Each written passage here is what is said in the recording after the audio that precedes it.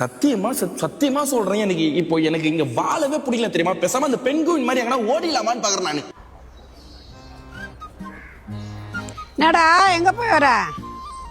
உன்னதான் தேன்னு இருக்கிறேன். எங்க நீ இப்படி ரோட்ல உட்காந்து இருக்கிற நீ? அதோ பாட்டி வீட்டுல உட்காந்து அவ்வளோ பேர் ஊட்ட வச்சுக்கின்னு மாசம் 18,000 ரூபாய் வாடகை குத்துக்குன்னு எங்க வேணா நீ உட்காரலாமே. இந்த மாதிரி ரோட்ல உட்காந்துன்னு பாக்குறவங்களே என்ன அசிங்கமா கேக்குறதுக்கா? என்ன உன் புள்ள இப்படி பார்த்து வச்சுருங்களா ரோட்ல உட்காந்துக்கிறான்னு?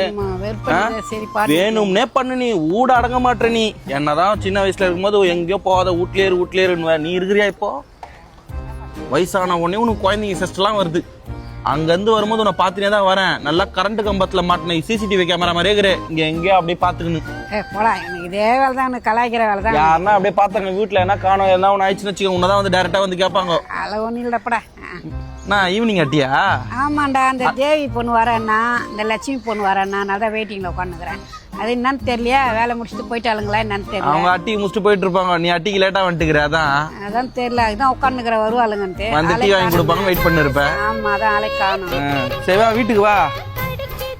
கால் பண்ணிட்டா பாரு. யாரு? பத்ரகாளியா? சுஜாதாமா.